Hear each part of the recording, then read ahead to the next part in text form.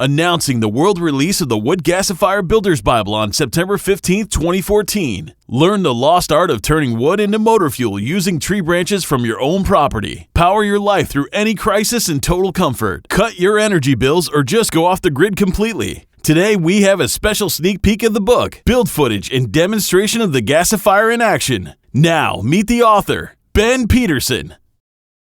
Hey guys, Ben here.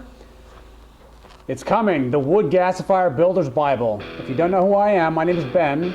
I built all sorts of these wood gasifiers. They're just a super cool technology. And what I did is I took the gist of everything that's good and simple and works, and I put it in a step-by-step design that takes the classical gasifier design and pays it full homage, but brings it forward, makes it modern, makes it better. It's nice, and it's DIY simple, DIY pricing. I've progressed my work, kind of beyond the DIY scape, so that's not where I'm at right now, full disclosure. But I did want to leave something really awesome behind. And so if I wanted to build a gasifier for next to no money, this is the gasifier I'd be building for myself. It's a little tricky to build a really good wood gasifier, especially when you're starting out. There's not a lot of great step-by-step how-to information for a modern build. And technology has popped up time and time again to save mankind, in our darkest hours during World War II, during the Great Depression, when we were industrializing, wood gasification was right there with steam, helping push that. So we wouldn't be where we are today without it. In fact, some of the first spark-ignited vehicles were made to run on wood gas, town gas, hydrogen gas, whatever. There's lots of different names for it. It's like the secret energy with, 1,000 different names. But what I wanted to do is I wanted to put my knowledge in here and pass this down, make this available to you, so you don't have to scrape and struggle and go through any of the frustration that a lot of people go through and spend the extra money. I know there's free plans out there, but time and money wise, it actually costs more in the end to use free plans. I started that way myself. You're welcome to go that path if you like, but for $50, it's kind of a no-brainer. Even if you can't build one right now, this is the type of book you want to have on your shelf. This will be worth its weight in gold in the future. I can almost guarantee you that. I remember when I became a wood gas believer, it was the winter of 2008. It was the worst winter you've ever seen in the Northwest. Everything in my area was flooded, the freeway was closed, and it froze over. We had no power, no water, can't get to the gas station. The gas station couldn't even pump gas if they wanted to. And it was really like one of those storms of the century. You see on the news, it's always happening to somebody else. And it happened to us. And what saved my bacon, and like I said, what made me a believer was I had this, gasifier contraption. I'm about a year and a half into it at this time. And it's making, pretty good gas. And I had this old Lincoln welder generator. And I had that thing fueled up, and sure enough, I was able to power, heaters. I was able to power my shop during the day. And since I couldn't go anywhere to get fuel, I literally only had wood. I had piles and piles of barn wood. And that was the right tool to have it at that exact moment. After that, I was hooked. I was like, I don't think I've spent a day not doing this since, because it was such a powerful experience. So, what is a wood gasifier? Well, what it is, it's your own personal refinery. But instead of refining crude oil like the big guys, we refine wood into a really nice biohydrogen gas. So that's what a wood gasifier is. They've been around for about 150 years in some form or another. So what are you going to do with all that gas? You can make so much really nice, high-quality gas. What are you thinking about doing with it? So how does this thing work? It's a great question. It works on a process called thermal distillation, meaning when you heat things up, they change phase from a solid to a liquid to a gas. And so what a wood gasifier does is it just phase shifts the wood when it's cut to the proper size like you saw in that picture, and phase shifts it into a really high quality gas. What's really remarkable about the way this process works is that deep inside the machine there's all this charcoal being formed, and there's air jets blasting into it. And it creates a singularity, this hot point of energy, that's 2,000 to 3,000 degrees Fahrenheit. And so it's really changing the molecular chemistry of things at that temperature as the gas passes through. It's a very clean distilled gas. It's really amazing. So here's the quick history on wood gasification.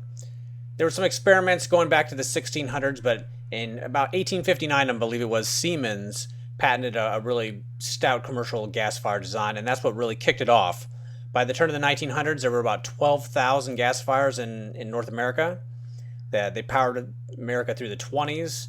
When the Depression came, wood gasifiers were powering people all over the world. And then after that, it was World War II, where 1 million gasifiers strong were installed and operating all sorts of stuff: tanks, cars, factories, you name it. Anywhere they would have used petroleum, they had a wood gasifier. Had a nice resurgence in the 70s, and just here again recently with the financial collapse in 2008, again renewed interest. It's one of those cool technologies. It's always there waiting for you. But since the emergencies that people are responding to are several decades in between, the knowledge tends to be lost in between cycles. And so one of the things I wanted to do with this book was to put all that knowledge there so you didn't have to repeat all of my struggle and mistakes. So the World War II gasifiers are known for saving the continent and doing lots of great stuff, but they also had some design issues as well. One of them is, they bled off a lot of heat. And they had to do that because they were limited on space and weight and resources. But it's really a good idea, instead of bleeding that heat off, because those gasifiers were as hot as a wood stove, we've actually insulated this in several different ways to capture that heat so we can convert the wood even faster. Another issue they had was bridging. The feedstock would get stuck in this area because the oils would release and then the wood would stick to it. So by running this hot gas around the outside here, we're melting off any oils and allowing everything to turn into charcoal so much sooner that it's actually able to convert into higher hydrogen, and it really eliminates a lot of that bridging. That's fuel not falling down. Another thing it does is it allows us to tackle wetter fuels. Some of the World War II gasifiers were known for only being able to run wood-dried, oven-dried wood blocks, and that's not known by everybody, but some of those designs were really made just for oven toasted wood. We added a visual monocle there so you can see inside, which is a nice feature. Kept a nice simplified filtration that's common. And we've installed an automation control box that controls our suction blower and our grate motor timing. Another challenge of the World War II designs was the grate would plug up with ash. What we have is an automated grate that just gently sifts the ash through and makes everything flow really nice. The World War II designs, some of them had hand crank suction blowers. Not the ideal way to start. With this nice robust 12-volt blower, this thing has a lot of suction, so it gets the machine started up very quick.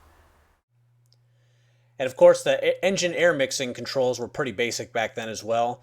A lot of manual adjustments were made in the cab. Now we have some really nice automation stuff. And the ninth issue you get from a World War II era gasifier is tar. It's very possible that the oils you're breaking down don't get broken down fully, and so some of the oils get burnt up in the process, and they're turned into tars. And those tars can foul your intake valves in your engine and whatnot. And so by addressing all of those problems in this design and going through and systematically eliminating them, it's made for a design that's very, very, very clean. So you can really appreciate that. All right, so now let's have a look in the Wood Gasifier Builder's Bible and see how this thing was built. We've got some schematics there for you. We've got layouts and a lot of just big photos, very simple instructions that take you step by step, using just local parts for the most part. Try to make it just as simple and obvious as possible. It's quality, it's nice thick metal, it's going to last you a while. But when this is done, you'll have an asset. If you follow these instructions, you'll have an asset.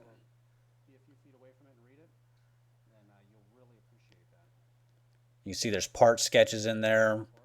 Here's some of our table of contents. Lots of different assemblies in there, so we take you through each one. Got tricks of the trade, how to get your machine built for cheap. There's some good wisdom in there too.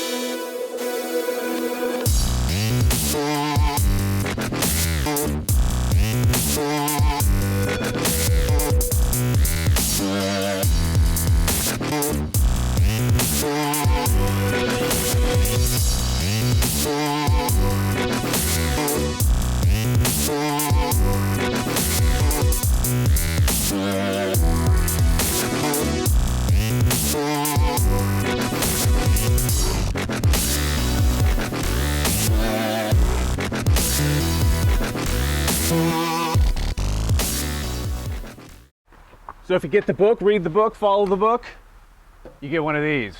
Look at this beauty. This is totally classic invert, redone with better insulation, better heat dynamics, automation. I put a Victory grade on here, one of my really nice, great designs. It even has like a really nice viewing port here. Great heat exchange setup. It's built on a frame, and so you can roll it around. I just put wheels on it.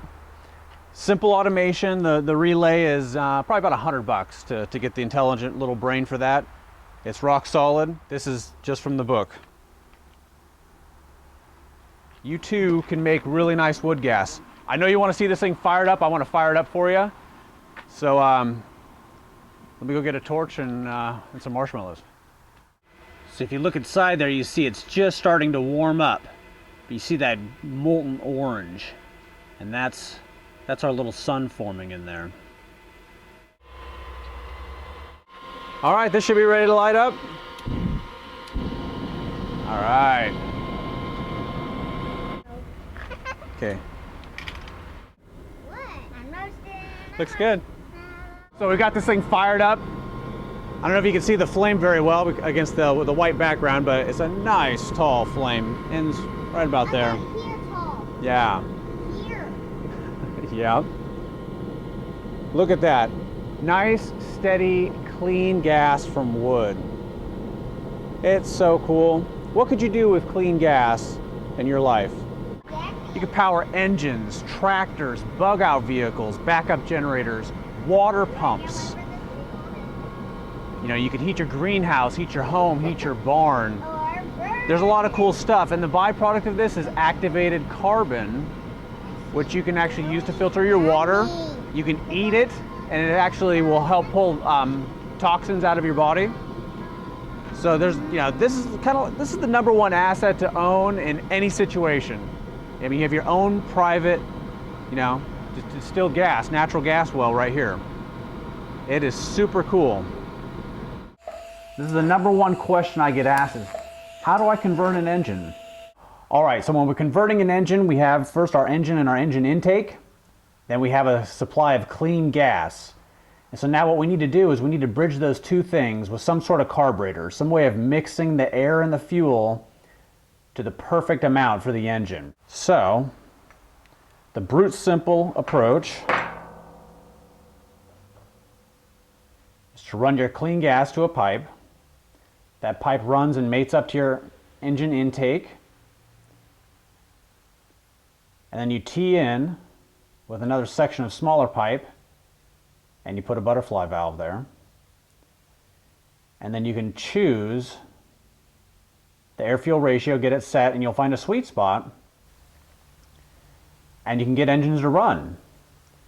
It's brute simple and basic. Obviously you can hook up some linkage to it, so if you're in a tractor or in a truck or somewhere, you can modify it while you're driving. So it's rock solid, it's low tech, it works. All right, so this is more of our traditional off the shelf. This is a total air fuel ratio management system by Governors of America. And this is a great setup, but it's limited to the engines that they produce it for, and so it's really like a 4-cylinder 25 kilowatt Kohler genset would be the minimum for this, which isn't a bad deal. But it controls the engine throttle, and it also controls the gas flow, and so it's a total thing. About $1,500 for this. Pretty long lead times, kind of challenging to put together, but it's definitely an option that's out there. All right, and if you don't want to do one of the first two options, what we did here was a custom setup, and we did this for the conversion workshop. All we did was we took an O2 sensor from a vehicle, we take the voltage output from it, and we run it into a little Arduino microprocessor. There's a little piece of software written, and then it just takes that code and directs this servo motor here to adjust the air control valve, and it meters the airflow and the air-fuel ratio automatically. Works awesome. And you can update the code, you can do all sorts of stuff. So I'm looking forward to see what people do with this. So we did this as a part of our full conversion. We put it together in this book, the Electronic Carburetor Workshop. That's going to be coming out real soon. Might even be out by the time you watch this video. And it answers those tough questions about how to hook up your free gas system to your engine. And we make it just as easy as possible. Let's come check out some build footage from the workshop. I think you're really gonna like it when you see it in action.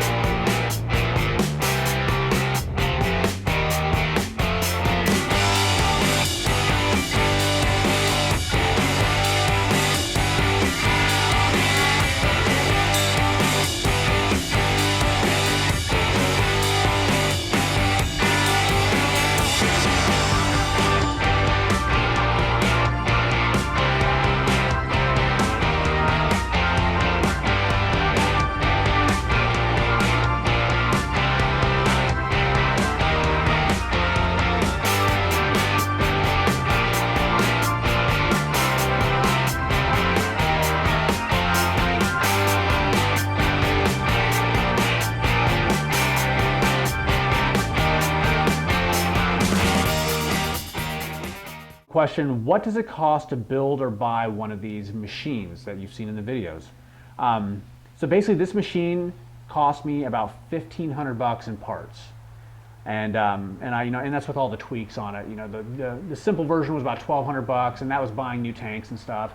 If you could find some old recycled tanks, you immediately save $200 there. It's conceivable you could maybe get down to $1,000 if you're really like scrounging. If you had some scrap metal, maybe even a little less. If you have the parts cut, you want to add maybe another $800 or $1,000. If you're having somebody do the welding, you want to add another $1,200 or $1,300. If you're having it done turnkey, you're probably looking at about a $6,000 gasifier. And it's just designed and built to be worth every penny at $6,000. We have the book for you. Hopefully you can just build it, or somebody who can build it. Maybe you can partner up in some way. And $1,500 in materials, you're that close to making free gas. So it's a pretty cool thing. And that's not a huge barrier to entry. We're talking about creating a mini refinery that turns wood into a natural type of gas. It's like your own little wood cartel. You're the OPEC of wood. So if you like this, We have a pre-sale special going on for the book right now. It's the best price it's going to be. It's a great book. Even if you don't use it, the book itself will go up in value. It'll be worth its weight in gold someday, I'm sure. It's very valuable information. So get a copy of the book, and we'll see you during the launch. And we got some more good stuff coming for you. Thanks for watching. Bye.